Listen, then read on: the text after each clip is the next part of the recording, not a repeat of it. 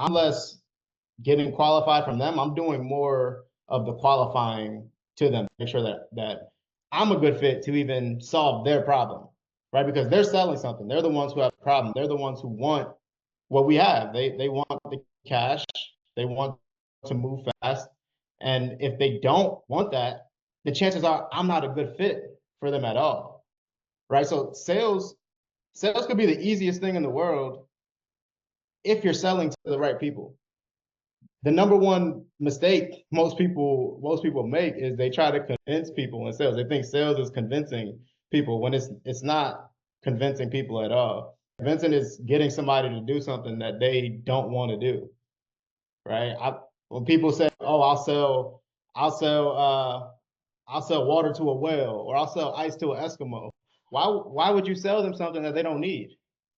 They don't need ice. There's living surrounded by ice, right? Why don't you sell him a coat? Sell him something that he needs, right? So when we're talking sales, it's about understanding what their problem is, right? And we'll get into that. So first, I just want you to just think of this completely differently, right? Like I'm not. If I walk into let's say I walk into a sneaker store, right? Because I'm the buyer, and I walk into that store and the sales rep is like, what do you want? Why are you all up in here? Do you even got money? Right? I'm probably even if I have a whole bunch of money in my pocket and I'm planning on buying something, I'm probably not going to buy from them. I'm going to go to another sneaker company that wants my business, right? That welcomes my business, right? So we're the buyers. Have that in your mindset before you even step on the call. You're the buyer. You're qualifying them. You have to see if they're a good fit for us. Okay. Um, Now, the first thing that I want to do is I want to have a great initial connection. I want to have a great introduction.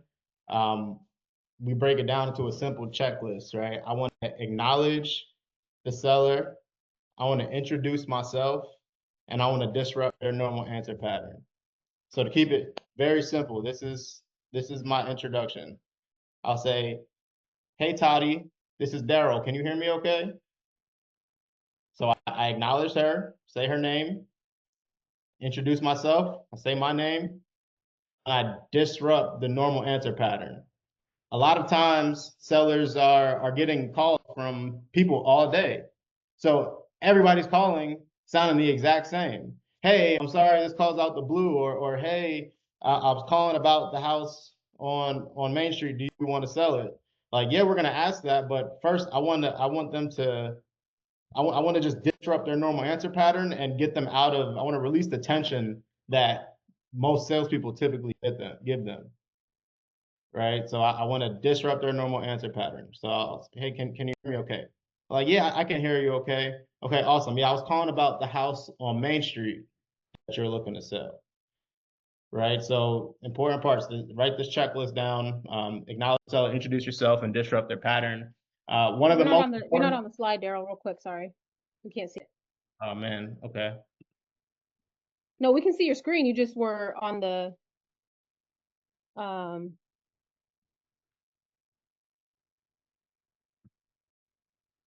you just were on the home you were on the first slide still. Oh yeah, I was still on it. I was still on the first slide. Can y'all see can you see this now? Could you see this part? Yeah, now we can see what you were saying. All right, cool.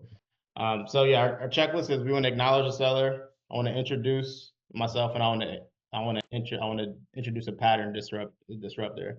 Um, what works in your introduction is having a playful tone, right? Your tonality is going to be one of the most important uh, things that you should focus on a phone call.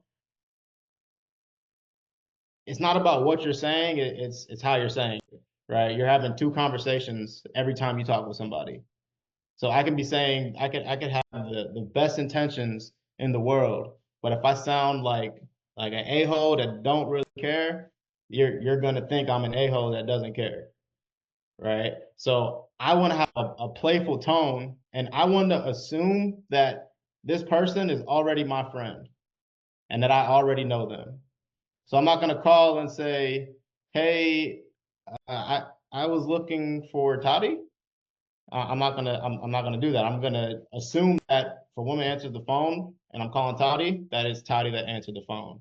All right, so I'm gonna say, "Hey, Toddy, it's Daryl. Can you hear me? Okay?" Right, and I'm gonna have a more playful tone. Um, if I notice that her tone is down, if she's a little sad or upset or something's going on, I'm gonna immediately match her tone, and I'm gonna come down a little bit and get her to feel and get her to understand that I care, right? Um, so your tone should be playful until you get a gauge of their tone. Do you have any suggestions for people who are like naturally dry? Because Yeah. one thing, whenever we bring people onto the team, I notice a lot of people are just like, "Hey, Romero, yeah, this is Right. Lewis calling about the property on me," and they just are very monotone. How Yeah. can people get out of that and get into their energy and their voice actually having some type of personality? Yeah. So what I do and what I tell people to do is you have to change your state in general, right? Like you have to change your whole energy. So if you're sitting down, stand up, right? That's one way you'll bring more energy into the call. Number two, your tone translates, and this is the most important part. So write this down. This is a writer downer. Your tone is matched by your facial expression, right? So your facial expression, exactly. When I get on a call and Smile and dial. exactly. When I'm not feeling the best and I'm about to jump on calls, I will put the biggest, goofiest smile on my face and I'll stand up. I may jump around a little bit and then I hit dial, right? I change my energy and then I get on the call. And people can feel a smile through a phone, through the phone, right? Like when you're calling somebody, they'll know if you're smiling or not, right? So you'll attract better conversations. You'll have more fun on the call when you're smiling in general. So before you call, put a big goofy smile on your face and stand up, and you'll be good. You'll be good. They'll feel that. Not to harp on this too much, but it's really important, which is why we're taking time on this. But in all of our sales training, Daryl and the whole team and me would do burpees and then say something we're grateful for and even have a morning prayer because it's like you don't know how people are coming into the day. Yeah. And this is like if you're growing a team, obviously, even if you're not growing a team, even if it's just you, you might wake up and your kids are tripping and you take them to school and they're just getting on your nerves and you already start the day off kind of not in the right way. So you have to reset your whole energy and doing something like 10 jumping jacks, read a Bible verse, say a prayer, and just thank God for the air in your lungs.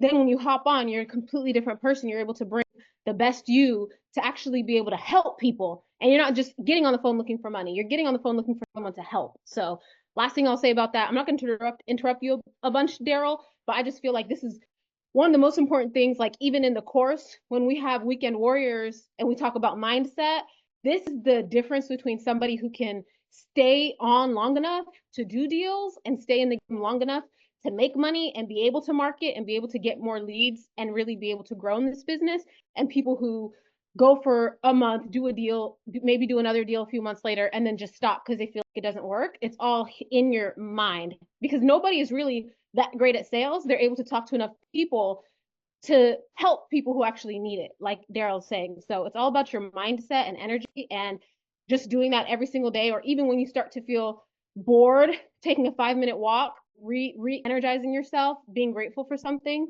I think that's something huge that I learned when I watched him train our team all the time. And I take that into my everyday life when I need to reset myself. 100%. 100%. Your energy is everything. They'll feel that through the phone. Um, I like to just we're at a disadvantage because we're not in person, right? So like when I talk to somebody, I can't actually see their facial expression, right? I can't really feel their energy. So I wanna just involve everything that I can while I'm on the phone as if I was in person and hope that they can feel that through my energy through the phone, So and I seen somebody said in the chat that they personally like when somebody calls them and introduces themselves first. Um, I there are people like that, but I would say the vast majority. I've talked to thousands and thousands of sellers, and I always say their name first, then mine followed by my name, And I've gotten so much less pushback from that when I just act like I'm their friend. A lot of times they just go with it and they just act like we know each other, right? So it's I don't ever want to put my brain into somebody else's, right? Because you don't know how somebody else would react. I would try it, see how it works for you. Um, and if it doesn't work, then go back to what you're doing that worked before for sure. Um, but yeah, I always want to assume that I'm their friend and I want to make a friend as soon as possible because if I do make a friend with this person, if they like me, it's going to be way more likely that we do a deal together, right? People do deals with people that they like. Okay. So the next step that I want to do is I want to set the proper expectations. Okay. Did anybody enjoy today or just appreciate today how when we started in here and Toddy came up and she's like, hey, we have a guest. This is what we're gonna do. We're gonna talk first. We're gonna do this after. We're gonna do this after. It's structured, right? Imagine if we all joined and nobody set the expectation of what was going to happen today, and I just jumped up here and just started talking. Y'all be like, who the heck is this guy? What's going on, right? This is what we need to do on a call. Everything that we do is about creating an experience for our prospect, for our seller, right? The whole framework that we're doing is creating an experience. That's what gets sales. Like imagine just in general, just in sales in general, whenever you buy at a restaurant or a store, right? Think of how they make you feel throughout this entire process, right? If typically if you don't feel good, you're probably not going to buy. If you feel good, you're most likely going to buy. All right. So I want them to feel like I'm the expert, and I want them to feel good and safe and feel like they're talking with somebody that could actually solve their problem, who's been there before. All right. So I'm going to set a clear expectation. I'm going to take the driver's seat on the call as fast as I can. Because if I don't set these expectations on what's going to happen and how it's going to happen and what the next steps are, I'm allowing them to ask for this information, right? If I don't provide credibility, they're going to look for it. So they're going to just keep asking me questions. They're going to say, "Oh, well, how often how do you buy houses? Do you have the money? How long have you been in the business? Right? Like, are you local? Are you here? Are you local?" And they're going to ask you all these questions because you didn't jump out in front of them and provide the credibility, right? The best salespeople get in front of objections before they even happen. So I barely ever get a seller ask me, well, what company are you with? Or what's this about, right? Because I just jump ahead of it and I'm like, hey, I'm just calling because I seen you have interest in selling your property on Main Street. I just had to ask a couple questions. If we're a good fit, we can get the process started today. If we're not a good fit, I'll tell you why and I'll point you in the right direction anyways. That sound good? If they truly want to sell, they'll be more than happy with that, right? I let them know if we're a good fit, we're going to get this process started. You can even elaborate on what the process is. I can send an agreement over. We agree on price. We agree on terms. I'll send an agreement over, and we buy your house in 30 days. If we're not a good fit, I'll tell you why, and I'll point you in the right direction anyways. That's is you stepping into the authority in the situation, right? Because I'm telling them how this call is going to go, and that's also making me more of what I like to call being a don't wanter, right? I never want to be more excited to buy their house than they are in selling their house. Okay, so I want the seller to take their rightful seat and to sell me as to why I should buy this house.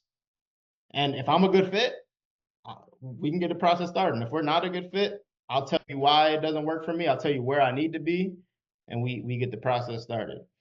Um, so I'll set the expectations, and I want to do a couple things. I want to provide credibility, create scarcity, and explain the steps that to be taken. Right. So you may say something like, "Hey, we're looking to buy more properties here in the area. We're buying 3 to 4 properties this month. Just wanted to give you a call, see if this is something that was a good fit." I'm creating that scarcity, telling them we're only looking to buy a few properties here this month. I'm letting them know that we buy properties, right? Like I can buy your house. I'm here to do that, and I've been there before. and these are the steps that we're going to take. Okay. So I always want to do this before I start asking personal questions or asking about the price or asking about the condition or anything, right? I'm always going to take the time to set the expectations and let them know. Like the main point that have to let them know is like, hey, I'm going to need to ask you some questions to see if we're a good fit. And when you do that, when you explain those steps that way, and you're like, I have to ask you the question, this is how this call is going to go, they will step in line, right? And they will take the passenger seat while you take the driver's seat. And this shows that confidence that you're able to do that. That alone provides credibility, right? That alone builds rapport because you're taking the driver's seat and showing them that you've been here before and you can do this. Okay.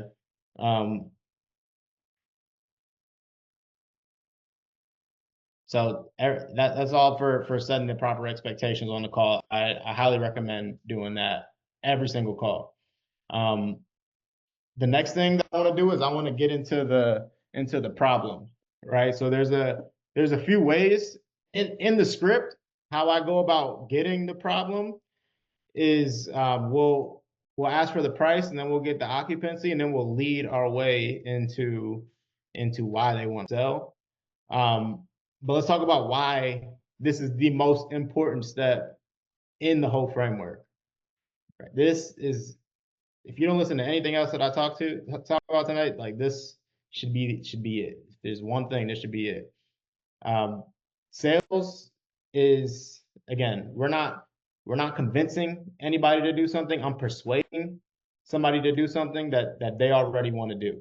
A lot of times when somebody that's going to work with us, a wholesaler, and this is good to have your dream seller already mapped in your mind. Who is ideal for you to work with as a wholesaler? It's probably going to be somebody who has financial problems, somebody who has a house that they don't want, right? They have some type of problem that's forcing them to need to sell their house.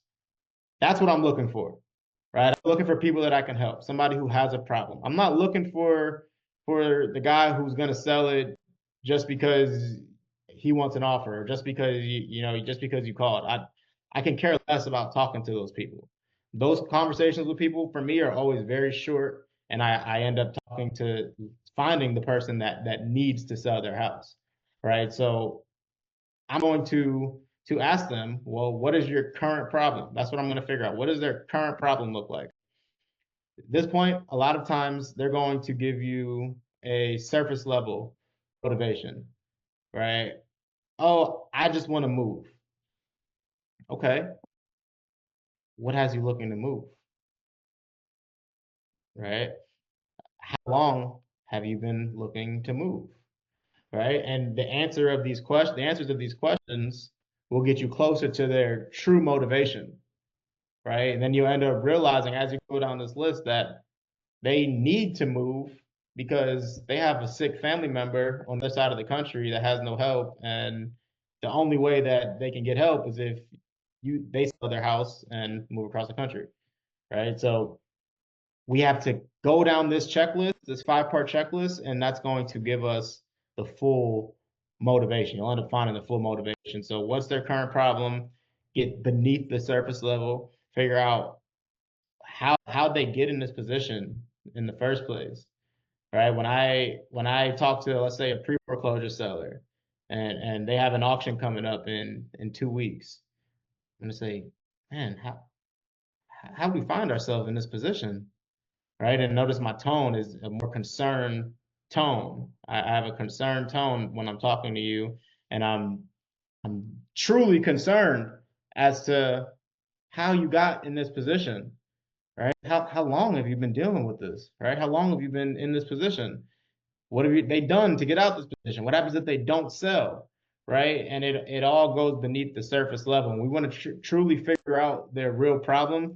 A lot of times people may think oh, well, that's getting too personal. You're asking these personal questions, and I'm not comfortable asking these personal questions. But I will ask you, can you truly help somebody if you don't know their true problem? Right? Imagine you were a doctor, right? Imagine you go to the doctor and you're like, hey, doc, my arm hurts. I don't know why. It just hurts. And he writes you a prescription to amputate it and didn't ask you any questions. He just said, here's the solution.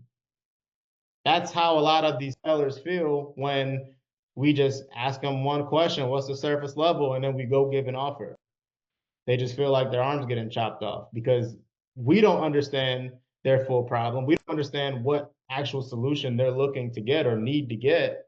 So there's no possible way that we can give them a solution that solves their problem, right? What we're doing is we're helping people get from point A to point B. And you'll never, like Toddy was saying earlier, most people think negotiating is, oh, you want 500,000? I can do 400. Oh, you can't do 400? You need 465. I can do 440. That's bargaining, right? That's bargaining. That's not negotiating. So negotiating is all about persuasion, right? Persuading is I'm helping, like I told y'all before, I'm helping somebody do something that they already want and need to do, right? So I'm talking to people who need to sell their house. So I'm going to have to persuade them now to go this route that is going to solve their problem. It just may not be exactly what they had in mind, but it's going to help them get there, This right? is so good. And I just want to interject because this is so good because in today's market, if you're just giving a lowball cash offer to everybody you come across, you're not going to win contracts No. because there's so many solutions to problems that if your solution of a quick cash, we pay the closing costs, you don't pay any closing costs, we'll close in 30 days or less, we'll close in 20 days or less, and you're going to sell your house at 60%, 70% of its value, that is not a solution for everybody. For some people, they want to make the most. You can do an ovation. For some people, they don't want all the money now for whatever reason. You can do a creative finance deal. There's so many tools in the tool belt that can make people's properties into a deal for you. But number one, you have to be willing to have this conversation to know to be able to say, hey, look, if I bought this cash and close in 30 days, the best I could do is 65,000. You already told me if you didn't make at least 100,000, then blah, blah, blah, blah, blah, it wouldn't work for you. So this is what we can do. We can partner. I can do what needs to be done. We can put it on the MLS. You can pitch innovation. You know, if you are saying, well, what's the problem? Well, I need to sell because of the situation. Okay, you need to sell. Well, I can do it fast, all cash, and you're using just the basic. Hey, sorry, I called you out of the blue script, and you offer 65K. They're gonna say no, that's too low, and then you're gonna say okay, bye, and then somebody else who's willing to have the deeper conversation is gonna call the next day and lock up the deal, and they're gonna put it on the market, or they're gonna do it creative, or they're gonna do whatever it takes to get the deal done in the way that actually would have helped the seller.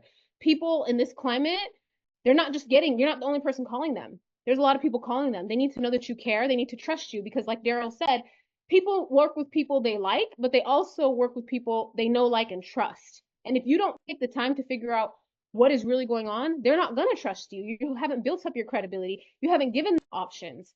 So I think that's so important because when you say provide them a solution, that's not always just a quick cash offer. And you'll learn that after talking to so many people. If it takes 1 out of every 20 sellers to actually have this conversation for you to get a deal under contract, after you talk to 100 people that have said, yes, I want to sell, and they have real motivation, this gets really easy for you. But for now, take the time to get to know the person, use your emotion, actually care. Who cares if you sit on the call for a long time and it's not a deal? It's a learning process. It's a period of taking the time that other people aren't taking and knowing that you're going to beat out all the other wholesalers that are just calling and offering a low ball 60%, 70% of ARV minus repairs, some formula that they heard on YouTube.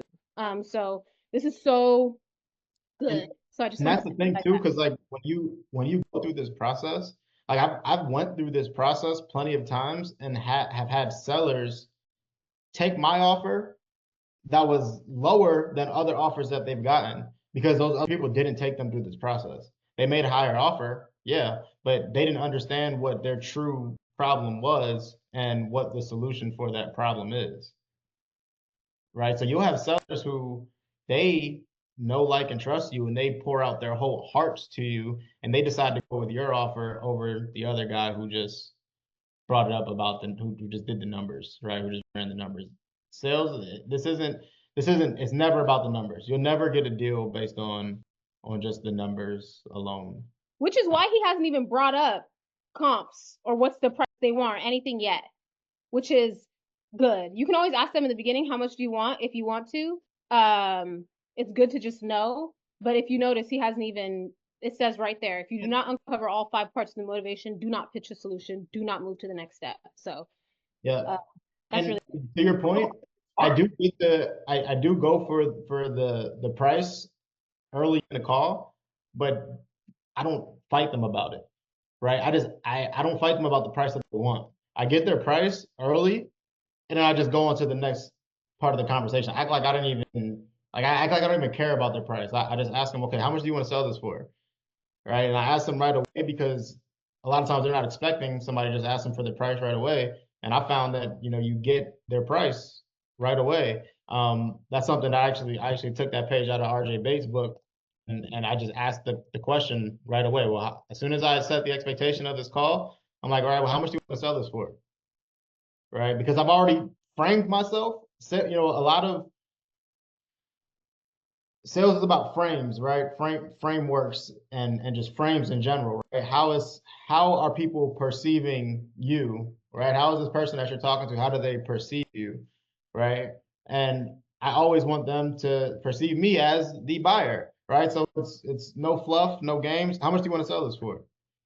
And they just give me their price, right? And then my immediate next question is, okay, awesome. So do you live in this house? Is it vacant? Is it a rental property? So I'm not going to go in trying to negotiate on price or ask them, even if the price is crazy high. I'm just going to act like it didn't phase me and then just go into the next part of the process. Um, so yeah, make sure you get all parts of this motivation. Ask with genuine curiosity. People don't care about what you know until they know that you care, right? So, and I'll say that again, people don't care about what you know until they know that you care.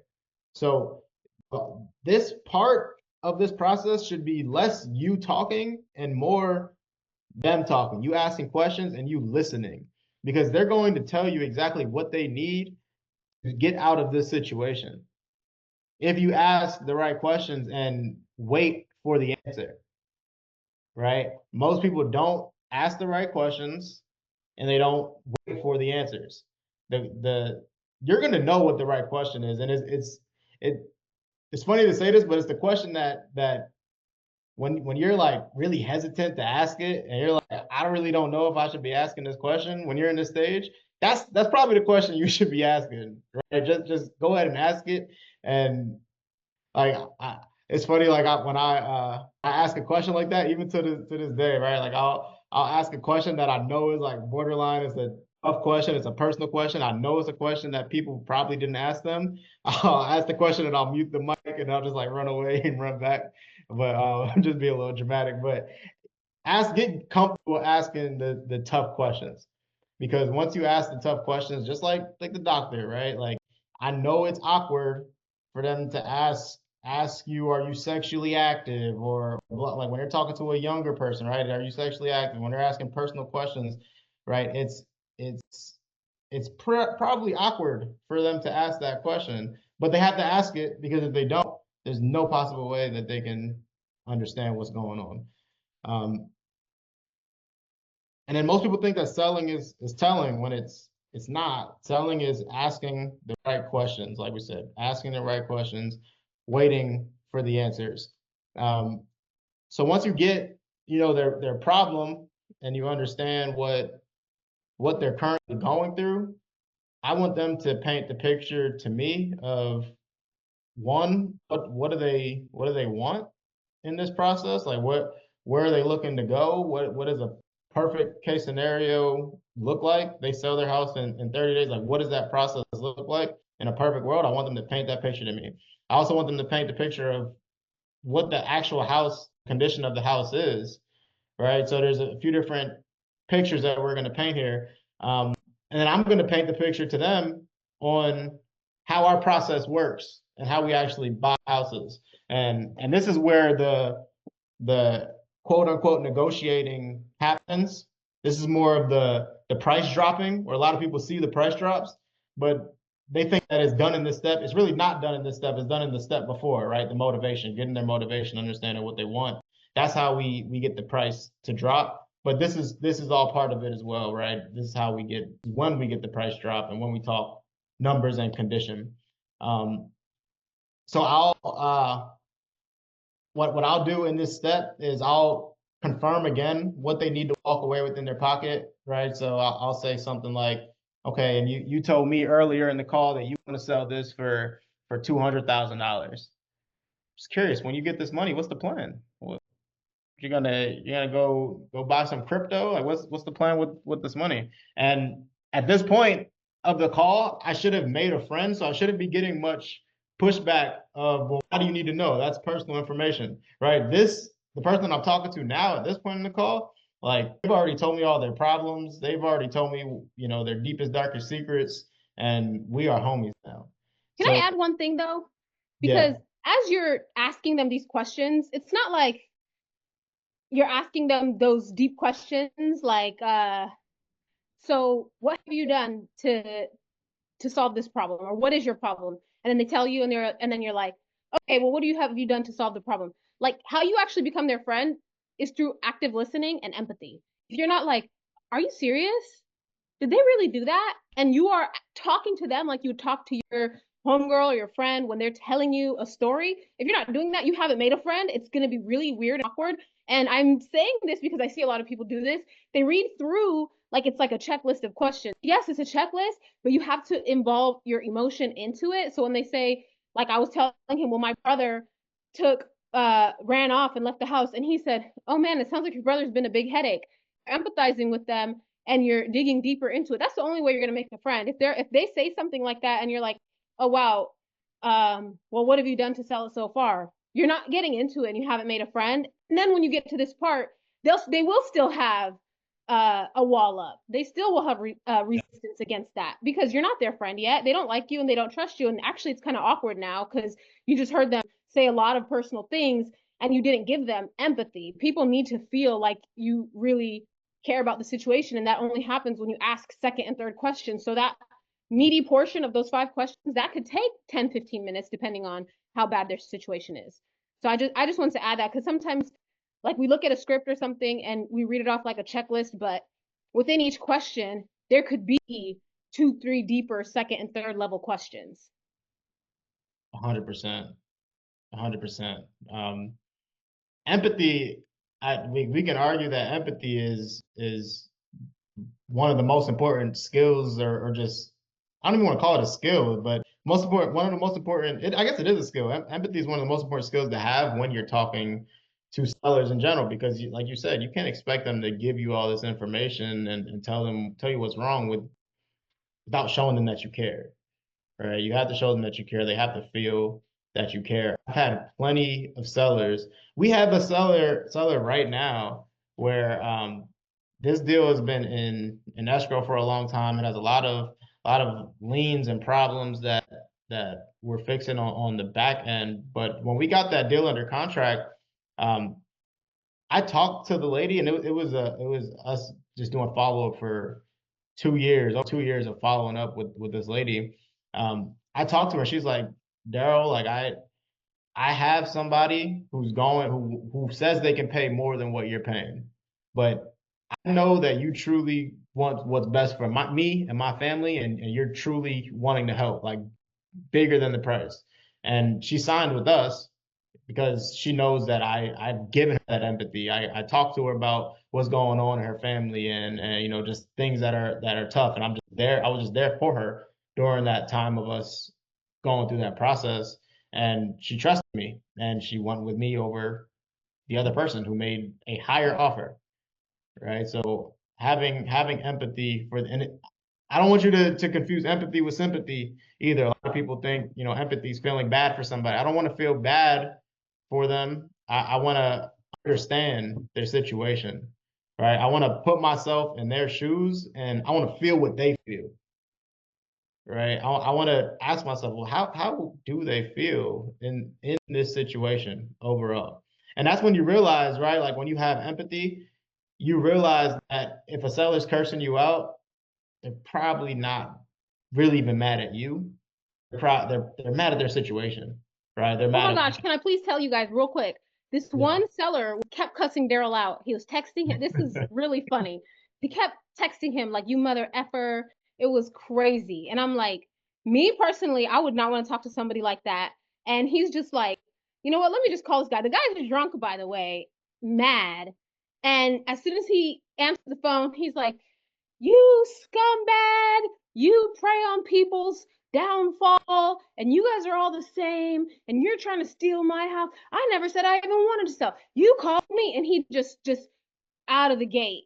And then it was so funny. I thought this was gonna be a horrible, horrible call. And Daryl was like, I don't even remember, but the one thing he said that got to me, he was like, why are you getting so emotional? Like, you're a man. Like, calm down, dude. Like, what is the problem? And the guy was like, well, you're the one who keeps calling me about my house. He's like, yeah, because you said you want to sell. And he's like, yeah, but I'm not gonna lowball. You guys are scumbags. You guys just try to feed on people's downfall and stuff. And he's like, no, actually, we help a lot of people. A lot of people need to sell fast. And even last week we stopped like 8 foreclosures this year, by the way, in 2025. But he told them, hey, no, we stopped a lot of foreclosures. We help people who need to sell really fast. That's the whole point. We're investors. And he kind of broke it down. And within, I'll say 5 minutes or so, he had calmed down. And then they were just having a conversation. And then the guy understood this is somebody who has been texting just to cuss at him for like 2-3 days and calling, leaving voicemails. And he even asked him, like, have you been drinking? Like, really got to the meat and bones why this guy was so salty. And he had a lot of sad stuff going on in his life, which is why he was so angry. But I've never heard anyone turn somebody who's just cussing them out into a potential deal. Still, that guy wanted too much, but still left the call understanding what our business model is, who we help, the fact that we actually help a lot of people, and that if that was him, we could help him. But if that wasn't him, here are his options to actually do what he needs to do with the property. And the guy was happy, and they got off the phone, and it was like the guy was trying to stay on the phone with him for like 30 minutes and just vent, talk to him after that. And it was so funny, but I just had to interject because just because somebody is cussing at you or mad, I've dealt with a lot of angry people, and I usually say, look, I didn't mean to offend you. I'm just trying to help. This is the situation. But if somebody was just texting, calling, cussing at me, I honestly would ignore them. So it's like one of those things that when you do something that you don't want to do, you can prove to yourself the next level of skill you have. And I was super impressed, but I was also really shocked that he was able to turn that guy around. And I think it's because of this exact thing he's talking about right now. Yeah, it's really just understanding, right? Like if I understand that if I know like if I'm gonna step around this corner and a car's coming and I probably shouldn't step around this corner right now, I'm not gonna step around the corner. I'm gonna be safe, right? Like I know for a fact that he's not mad at me. He's mad at his situation, right? So that allows me because I have that understanding, I can just stay calm and stay cool and respond to him in a more collective way. Like and I knew I was able to talk to him like that just because of his demeanor. So I was like he was type A personality, so I got type A with him, right? And I was just like aggressive with him for a little bit. And I'm like, bro, like you're a man, calm down, right? And he ended up calming down because he seen me eye to eye, right? I didn't tuck my tail when he was talking to me like that. There's different types of people that I would say something completely different to, right? If they were really upset and really mad at me. Like just the other day I had another guy that was really upset just about like a text message, I believe that we had sent out. He wasn't we may have had the wrong number, and he was just like really, really upset. And he was calling me names and calling me out of my name, calling me this and that. I just asked him calmly. I was like, did you mean to offend me when you said that? And he started to backtrack and he's like, no, no, no, I didn't mean to offend you. It's just I get so many calls from these people and this isn't even my house and blah, blah, blah, blah, blah. And he's like, and he ended up apologizing to me because I stayed calm and cool. He realized like he was being a jerk, you know. So you have to have thick skin, and it helps to have thick skin by just understanding that they're not really mad at you. They're mad at their situation. Um, so here I want to get when I'm in this step, I truly want to take the time to get them to describe everything to me, right? Because our brains work in pictures. So a lot of the time when let's say we're going for a price reduction and you know you or somebody wants $200,000 and you know that we really need to be at 130, right? If I just say no, I need to be at 130 without painting the picture of where I need to be, how I need to get there, and how we actually work, the other side is going to feel pretty cold, right? So my job isn't to be you versus me. A lot of people they have it wrong. They think that sales is you versus me. Sales is I need to bring you on my side of the table and we need to work out a deal that's going to work for the both of us. And I can't do that unless I know what you're working with, and you can't do that unless you know what I'm working with. Right. So I'm going to get them to paint the picture of one, what they need to walk away with in their pocket, two, what's their plan with the money. Three, I'm going to ask them and this is how I get the price down, right? Like I get I never take anybody's first price for their price, for their true price, right? I always know that I can get them down, and this is the exact process that takes every single time to get them down on their price, right? First step is we're gonna ask for the price early on in the call and just keep that in our pocket, right? So then I'm gonna say, okay, so I see you said you wanted to sell this house for $200,000.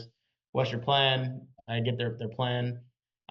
Okay, what do you think? I know we talked about it may need some work. What do you think the house could sell for once it was totally renovated? Like, you ever watch those HGTV shows where they're flipping houses and it's it's those houses look brand new, they have the granite countertops and upgraded kitchens and bathrooms. Yeah, I'm gonna do that to this house.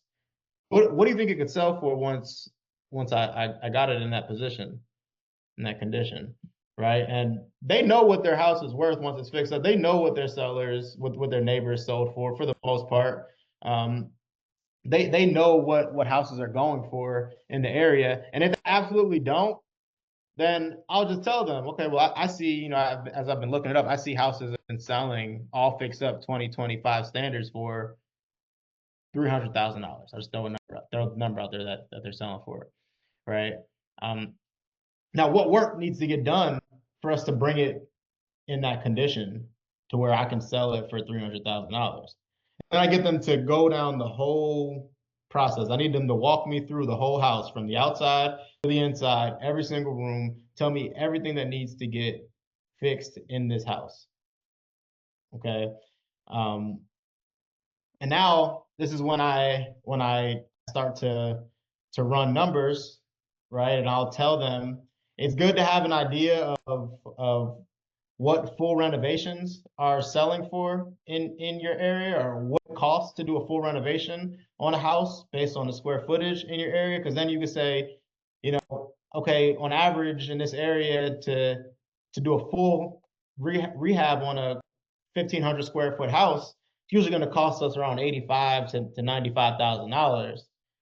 You agree with that? And I'll get them to agree that it's going to cost that much, because I'm going to go down the list. Okay, it needs a new roof, it needs a new HVAC, it needs a new furnace, it needs new flooring, it needs paint in and out. Man, it sounds like it needs a full renovation, right? And as they're telling me like what work needs to get done, that's their price going down and down and down and down and down, right? Because we have to be able to justify why our price is what it is. And we have to be able to educate our sellers on why it is what it is. So this step is crucial to getting your price down, because if you can tell them specifically the ranges of what it's going to cost for each item, each big ticket item and cosmetic, what it's going to cost, you're still in that driver's seat of the authority, right? And they know that you know your numbers, and that's going to help me get it down. So if it needs a full kitchen, I'm going to say, okay, it's going to cost about $10,000 to $12,000 to do a full kitchen. Okay, it needs has three bathrooms. Three bathrooms need to be updated. It's going to be around 8 to 10,000 for each bathroom. It's another $30,000. At 60 just to do the kitchen and the bathrooms. Right? Then we have to put a roof on. We have to do a new HVAC. That's another $20,000 alone just to bring this up to where I can sell it for $300,000. And then we'll do the math, right? I'll say, um, you know, well, we'll get to the next step, but I want them to paint the picture to me, right? I want them to paint that picture, and then I'm going to paint it back to them of how this works, how we actually buy houses, right? And then the influencer step, the step that we were talking about earlier. Before you actually give your offer, it's important to figure out who is all signing and who's all going to make a decision with the prospect, with the person that you're talking to, so that you're not wasting your time trying to get contracts signed for somebody who's not even the decision maker, right? Or they may say, "Oh, I need to talk to my partner," and that kind of catches you at a at a at a surprise because you made the offer. Now you gave them your price, you gave them your number, you tell them everything where you need to be at, and now they can't even say yes. They don't even have the authority to say yes to the conversation. Um, some people say you should get this in the very beginning of the call. Some people save it for around this. I like it around this time. I'm not saying either way is right, but it is important that you get this step. The reason why I like getting it around this part of the call is because I still want to get as much information as I can from the person that I'm talking to, right? I don't want to just instantly say, okay, there's another decision maker. Let me get both people on the phone right now. I want to at least win one over before I bring them both on the call. Because now if I have one that's like my homie already, we already agreed to some numbers. I already know your problem. I already know your situation. I know where you've been at. I know what you're going through.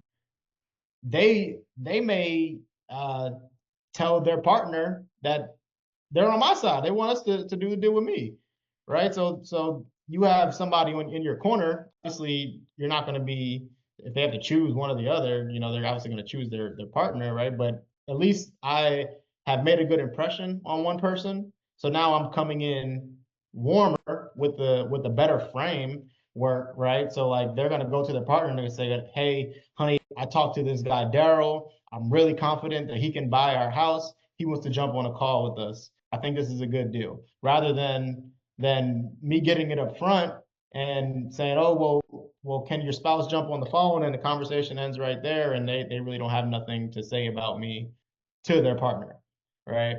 Um, and I think it just flows a lot easier. So, just ask, if we can come up with an agreement today, who would you need to talk to before you can move forward?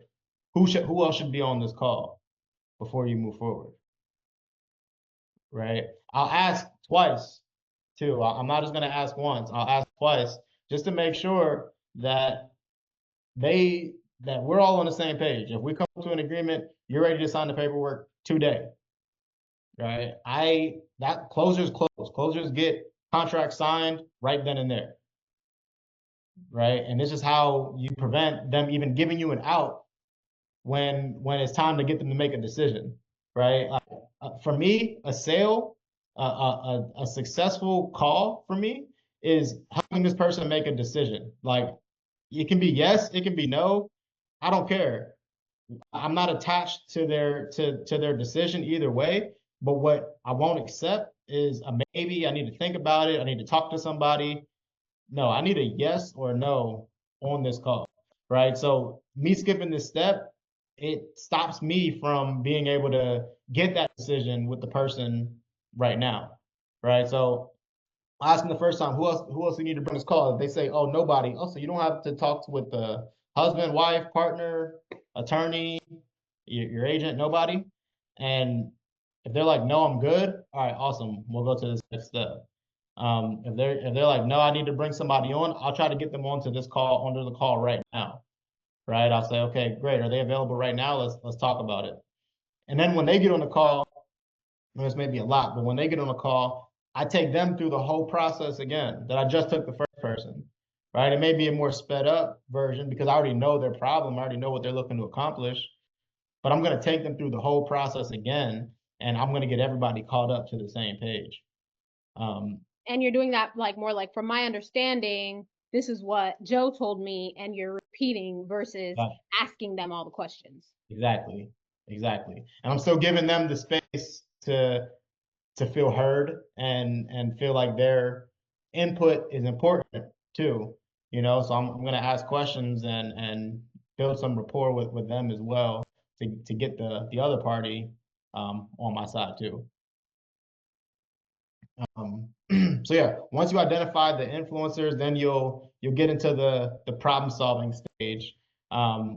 This is also the offer, but the problem solving is when you actually determine what is the best solution for their problem. Like Toddy was saying earlier, especially in today's market, there's so many different strategies that you need to understand to be able to get the all the juice out of the squeeze from your leads, right? Like if you're only making cash offers, you're leaving a lot of money on the table. We have a good amount of deals under contract right now, and I think maybe two of them are cash compared to novations and subject to deals. And that's because it's not because I went into the call thinking, oh, how can I get another sub two deal under contract, or how can I get another novation under contract?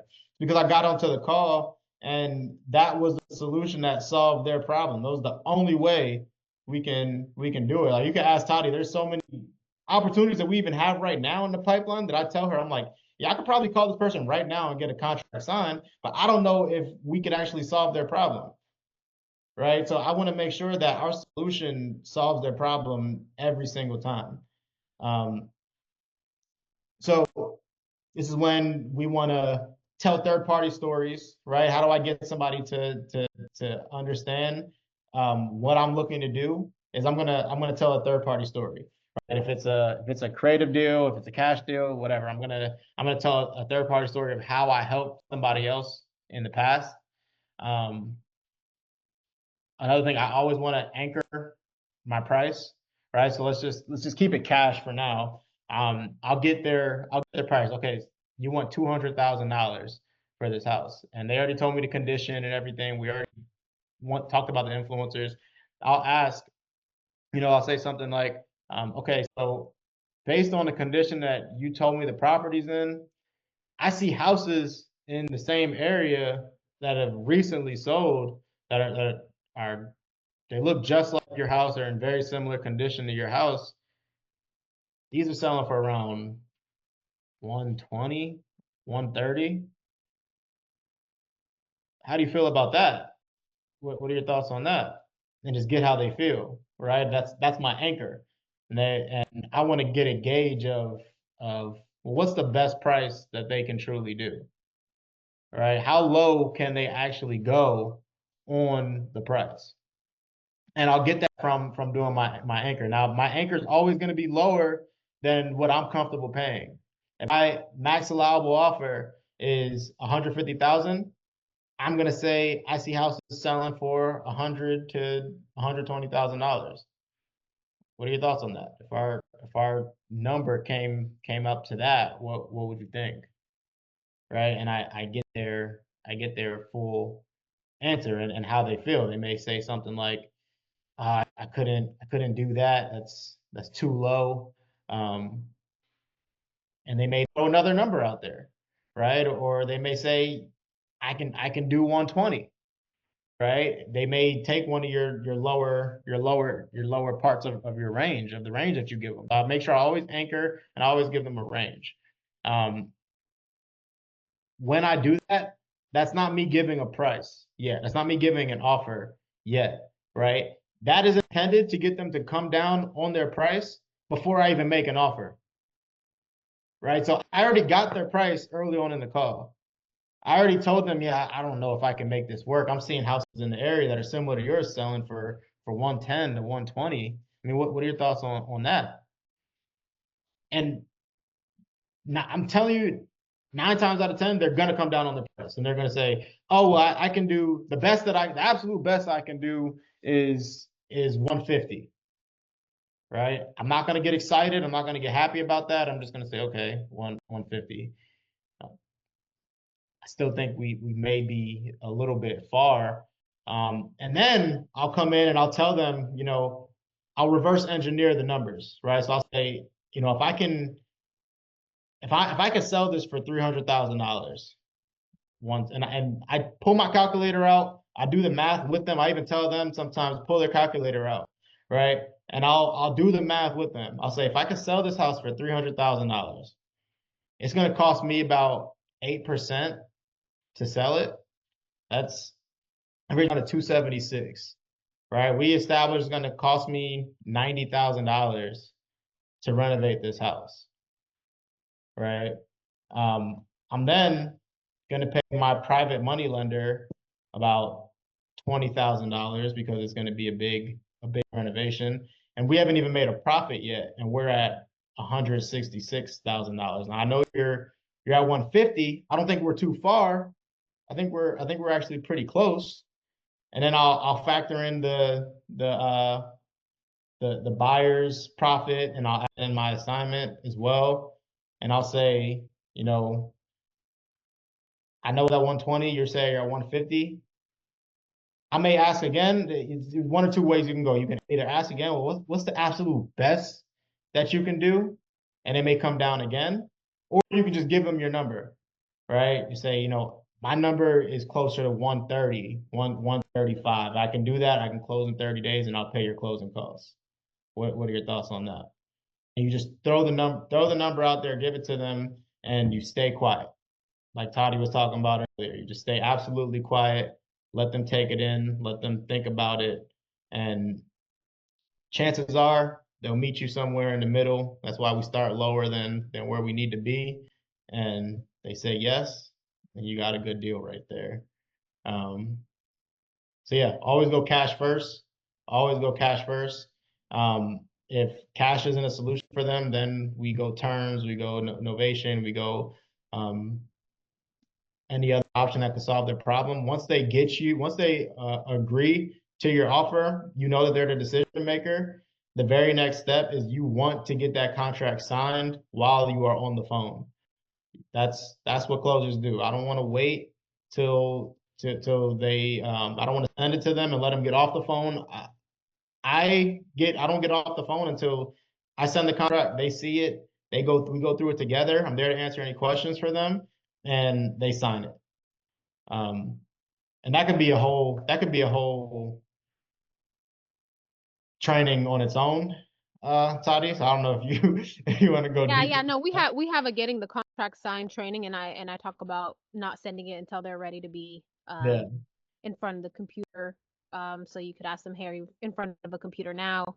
And then if they're not, try to reschedule the call so that they can be in front of a computer when you actually send it. Because if you send it without them being on the computer, they're just going to say, "Okay, I'm going to read over it and I'll get back to you." And you never want that, because that's when you get all these contracts out there that don't have a signature, and then you start trying to call every day, and now they're not answering, and it just lets them just shop around your contract. So that could definitely be another training. But we do want to get to Q&A, and I know we're going a little longer than normal tonight, but let's do a quick role play. I'm going to share a screen on the one that you made, that all of it's together, so they could just go through it with us, with all of it in one thing, and then me and you will role play, and then we'll do Q&A so that they can get a feel for all of the little things that we talked about. So I'll be the buyer, or I'll be the seller, I mean, and you can be the home buyer, and I'll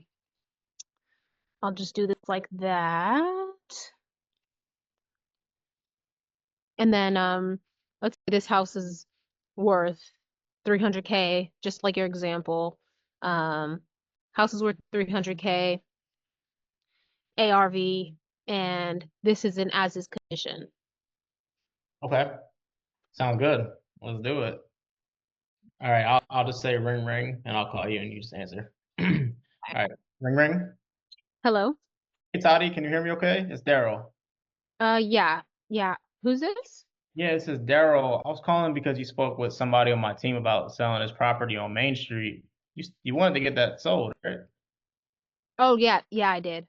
Okay, okay, perfect. Yeah, so it's my job to figure out what houses we're buying every month.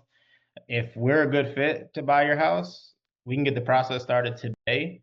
And if we're not a good fit, I'll tell you why, and I'll point you in the right direction anyways. That sound good, Toddy? Yes, that's good. Okay, perfect. How much did you want for this house? I wanted 175,000. 175,000. Okay, and are you living here? Is it vacant? You No, it's vacant right now. It was a rental property, but I don't live too far from it. Oh, nice. So you're selling one of your rentals. Are you this what you do for a living or is this No, no, no, no. I used to live there and then I moved. And when I moved, I rented out to a friend of mine. And I mean, I kind of just rented it out over the years. I've had it for like 20 years now almost. And ah, I don't really want to fix it up. So I'm looking either to sell it or I might fix it up and sell it. got it. So you owned it for 20 years. You moved out, Yeah. rented it to a friend. I've always heard nightmare stories about renting to friends. How did that turn out? Oh no, it went really well. I mean, Yeah. we're in healthcare. She makes good money. It's in a great neighborhood. Her kids went to school there for 8 years, and then her and her husband ended up moving to Florida. So it went really well with her, and it honestly went really well with all the tenants. It's just been so long, and I haven't really done anything to it. And at this point, it's like, okay, I know I'm gonna have to put a lot of money into it. So, but no, renting it out it's been fine. I just didn't plan to be a landlord this long. Yeah. How long has it been vacant for? It's been vacant for about 6 months now. Okay. You're not paying a mortgage over these No, last no, year. Okay, no, good. it's been paid off for a while. So what exactly is stopping you from wanting to put the work into it yourself and sell it on the market for the most you could possibly get? Well, I thought about it. Honestly, I'm really busy. This is why it's been vacant for 6 months because initially, we cleaned it and we thought, okay, we'll just maybe start fixing it up. But once we started like going to Home Depot and looking at fixing things up, I realized it needed a lot more than, just we could do as like a handyman, like my husband and I, like a handyman couple kind of thing. We were just gonna tag team it.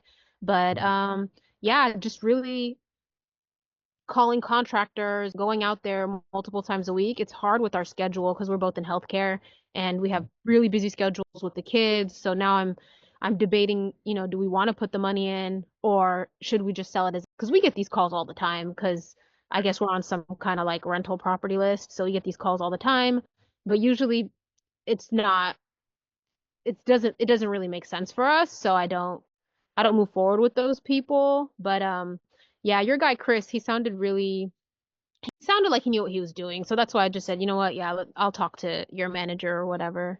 Yeah, yeah, he's awesome. Well, what didn't work in the past when you talked to those other knuckleheads? Honestly, it didn't really seem like they knew what they were doing. They were offering me, like, I know the market. You, my aunt's a real estate agent. I've had that house worth, so they were just lowballing me, and I'm not desperate to sell it. I just don't want to do the work. Yeah. When you say lowball, where where exactly Offering would me like 100,000, 120,000. 100,000, 120,000? Yeah, Yeah. that sounds like that's too low. So what's your husband think about everything? Is he ready to sell too, or what's his thought process? He told me, it's my choice because if I want to fix it up, he'll help me figure it out. But he's even more busy than me. He's a surgeon. So I know like he's not gonna have time at all to help. But if I want to do it, he'll support me. And if I want to sell it, he doesn't really care either way. Yeah. Okay. So you mentioned it needs work a few times, work that you didn't want to do. That's the stuff that we like to do. So what work would need to get done on our end to make it 2025 standards, brand spanking new? Yeah, I mean, the house is really nice. It already has, it's very open. So like floor plan wise, it's really nice. The original hardwood floors, you probably would have to refinish those because there's been, like I said, a number of people who've lived there. We haven't done anything to it. It's about time it got a new roof. And um, I know the house was built in the early 70s. Yeah. So just based on what I know, like our house is a newer house, the electrical system is the old Mhm. electrical system. So I had my aunt I told you is an agent, so she kind of gave me a list of things that I would need to do. Oh, can you hear me? Yeah, you're kind of breaking up. But I was just asking Okay, hold on. Let me move into. Can you hear me? yeah, I can hear you. I can hear you. I was just asking, I know you mentioned the electrical is a little bit old. Does it still have like the knob and tubes in the basement? Yeah, yeah, it's still knob and tube. Okay. So electrical, what about the plumbing? Is that pretty old as well? I mean, yeah, but it's cast iron plumbing. It doesn't have any issues, so I don't think you'd have to change that. That's so my aunt is an agent, like I was telling you, and she was giving me a list of things I would need to change and do to sell it on the market. And that's kind of what she told me would be a big deal, is like the roof and the electrical system. What did you, how much did you factor that into costing? For those two things, probably about $30,000. 30,000, but then nothing like cosmetically, you didn't factor in anything cosmetically updating. No, but I would still need to I would still need to do the kitchens, like it would need new cabinets, and like I said, refinishing the flooring, updating the bathrooms because it's still in the same condition it was. So really, pretty much everything would need to be at least new, torn out and made new. Yeah. What do you So think? so far we painted. So I'll tell you, like we painted and we thought, hey, we'll put carpets in the room, refinish the floors and paint. But as I got into it again with my aunt, I realized we'd have to get into the walls, the electrical. So it stopped making sense for me to keep going over there on all my weekends. Yeah. No, I totally get it. Rehabs and renovations can be a lot, and especially if you're doing it yourself and it's taking up your weekends and you're in healthcare, so your time you have off is like you don't want to spend that in a house, doing Yeah, repairs. I had to miss my kid's softball game the other day, and it just made and that's when I said, you know what, let me start actually Yeah. looking at my options because I don't want to keep doing it, to be honest with you. It's exhausting. Yeah. So what do you think it'd take to do the whole thing? Like 85, 90,000, maybe No, more? I don't think so. I mean, we went to Home Depot and we could get a whole set of kitchen cabinets for $2,500. So, I mean, installed, I realistically think everything would cost maybe 50 to 60,000. If we were to do it ourselves, not if we hired contractors. No, if you hire, I mean, I wasn't going to do it myself. If you hired people to do it. Yeah. Okay. Yeah, so I mean I think we're pretty close on numbers, Todd. I don't think we're too far off. I'll tell you what I'm seeing in the area. I know you have your aunt as an agent. Now you're asking for 175. Just I'm seeing houses in the area that need full renovation that are similar bedroom, bathroom, square footage as yours.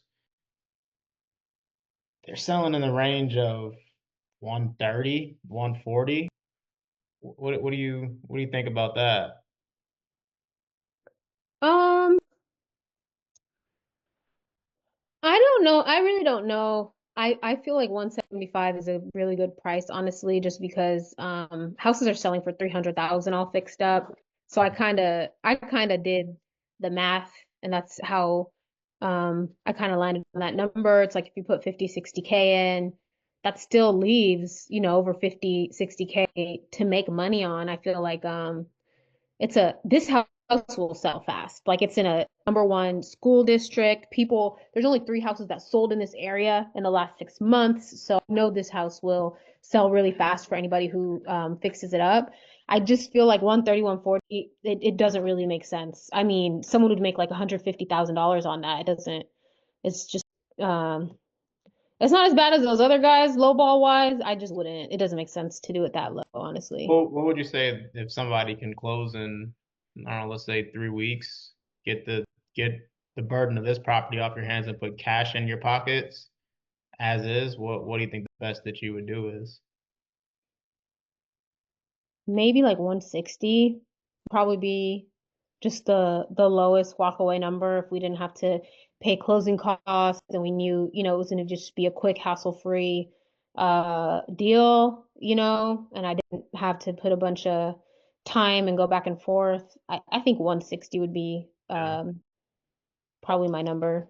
Yeah, and I just want to break my numbers down just so you know I'm not, just trying to steal your equity or, just lowball you. But if I were to sell it for $300,000, I'm gonna pay about 9% to sell it when I pay, buyer's agent, seller's agent, and closing costs. That'll bring me down already to around 273. Right? Then let's say I put $60,000 into it, and I don't know if that's being conservative because we always end up spending close to what the cap is, if not more. So that brings me down to 213, right? Now let's say I spend 20K to my private money lenders, and the cost of the money that I raise to close on it because we don't use our own money. I know that's kind of my problem, but just kind of showing you where I would be at. That brings me to 193. Now, if I bought it for 160, 33,000 seems like a decent profit, but at a project around this size, we like to make closer to $50,000. Um, I mean, if we can meet in the middle, 145, close in 3 weeks, I pay your closing costs. What do you think? Mm,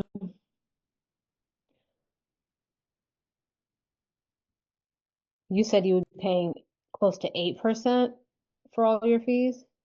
Yeah, I'm gonna pay I eight. didn't I didn't factor that in. Yeah. I don't know. I would have to think about it. It just seems so low. I mean, I bought the house for 140 20 years ago, you know what I mean? And houses in the area are just you might be able to get even more than 300, honestly. That's just one of the most recent sales. And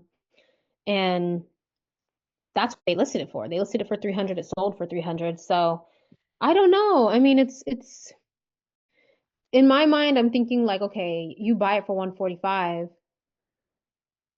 If I bought it for 145 and I put in 50K or 60K, I'm making 90 grand. I get that I own the house and I'm not paying all those fees and lenders and stuff, but it's like right now for me, it's like the difference of making 145 or making 240. Like, do you see how it's $100,000 difference for me versus for you, you know, I guess because you have to take out the loan and everything, you will make a lot less. But to me, it's not like I'm not seeing it as I'm just losing the 45 to 75, like that 30,000, like, oh, I'm losing 30,000. Like to me, I'm seeing it as I'm gonna lose 100,000. Does that make sense?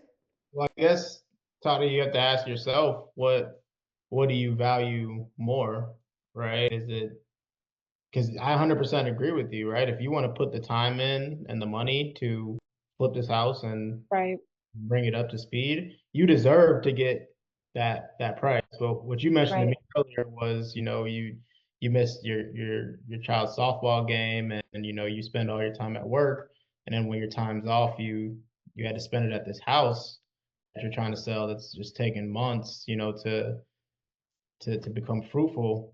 You just have to ask yourself, is this something that is worth me taking the cash now on, or do I have the bandwidth to be able to do this for the next 6 months and get it sold on the market once I put the work in? Well, you're the first person to break it down to me, like what you'd make and what it would take. So I do appreciate that because I didn't really understand why people were coming in so low. And I guess those other people wanted to make a little bit more. So I think your offer is definitely the most fair out of everybody. But Yeah, I think this is something that I need to think about as far as can I, am I willing to put that extra time in for the extra money right now? Or is this something that I just need to cut bait and let go of? I wouldn't, I don't know yet, to be honest with you. I'm on the fence about it. What would make you say yes today, right now? That's not 160. That honestly, right now, even 160, I don't love that. I'm just being honest with you. What would make me say yes today, sign the dotted line, go to the title company today would be that 175. That was the number I had in my head to where, it would be worth it for me not to keep putting this work in if I could get that much. But just knowing that, I can make 300,000, it's like, yes, it's going to be a lot of effort, but honestly, like it's a lot of money, and we spent a lot of time in that house, and it's not really something I could just say yes today for 160. Even that number, I would still want to kind of mull it over. I So just it's like to, not like, feel good about my decisions. I don't like to yeah, just immediately say yes to things. yeah. It sounds like the 170, the 175 number, that's something that makes you comfortable. That's something that you would want to move forward with. Yeah, yeah. I really had my heart set on that because I know everybody's costs are different, right? And I know everybody, but I figured, hey, if there's some people that they do this, and they get their material in bulk even cheaper than I could, it would make sense for someone like that. And I know, like with my aunt and everything too, it's just like even her telling me, like, no, it's really worth it to just put the work in, and even she's willing to be there while contractors are there here and there. It's like, okay, maybe I should do this just to make more money. But I'll be honest with you, like your process makes sense. And like I would say in a couple weeks, if I'm not moving forward on the project, I might change my mind. But right now I'm Yeah. not feeling that 160 or less number, especially not the 145. Yeah, no, I get it. Honestly, I'm not the right buyer for majority of the people that I speak with, right? I'm just not a good fit because we're real by the numbers. I have to pencil everything out. I have to feel just like you have to feel, comfortable making a decision. So do I. But I mean, I have access to a network of people that may be the right buyer. If I could bring you 175, I just bring you a buyer too. Yeah, yeah. Like if you know somebody who would pay 175, that's my number. I would do it. Yeah. And it Um, would save me, the hassle of putting it on the market and waiting weeks and somebody telling me to fix this and fix that. That's what I'm trying to avoid, or I would have just sold it with my aunt. yeah. I mean, if you give me if you, so, cause I'm not an agent, right? So I would need obviously your permission to market your property. If you could give me the right to bring you a buyer, I can put it out on all the platforms and bring a buyer that's going to pay you the 175. What do you mean? What platforms? I'll put it on the MLS and we'll send email blast out to our buyers and maybe other retail buyers that it may be good for, and they'll buy it as is, and I'll just have them pay me my fees, and you get the 175 in your pocket. Well, I don't think I would want it on the MLS Why not? because my aunt, like I'm trying to avoid that whole thing in general with the listing process.